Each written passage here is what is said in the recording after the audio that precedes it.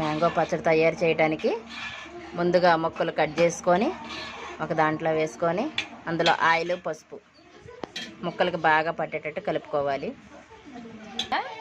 మనం ఎక్కువగా పట్టుకునే టైంకి చాలా టైం పట్టుద్ది కాబట్టి ఇప్పుడు ముందుగా తినడానికి జస్ట్ చేతి కింద పెట్టుకోవడానికి ఏదైనా పప్పు వండుకున్నప్పుడు అలాగా వేడివేడి అన్నంలో కొంచెం వేస్తున్నామమ్మా.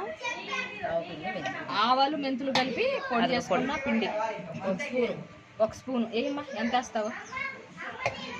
కానీ మా మదర్ గారు పచ్చళ్ళు పడతారండి, నెంబర్ 1గా పడతారు.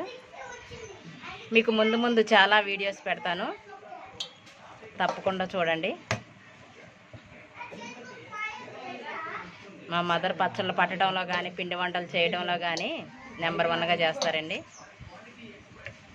అలాగే మా సిస్టర్ కూడా మా అమ్మగారి దగ్గర నుంచి నేర్చుకున్నారు.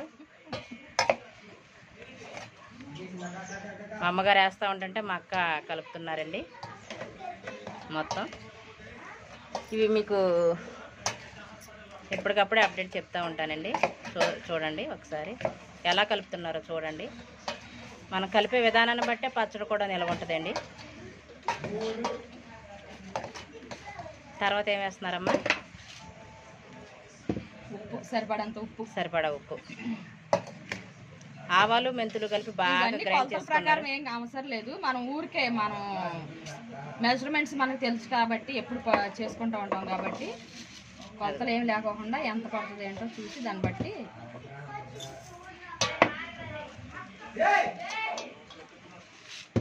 ముక్కలు కూడా కొలిసినట్టుగా బాగుండేది.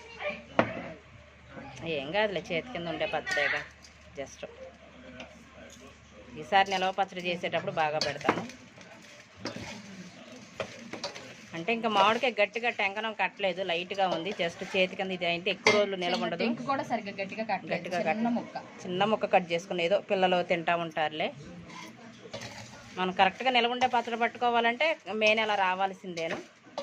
మే నెల వస్తే కానీ ముక్క బాగుంటుంది, కాయ బాగుంటుంది. అప్పుడు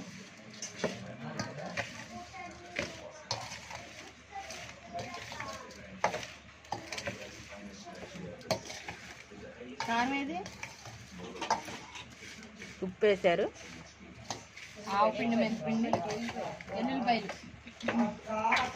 ప్యాన్ కట్టాయమ్మ, కారం, గుట్లు.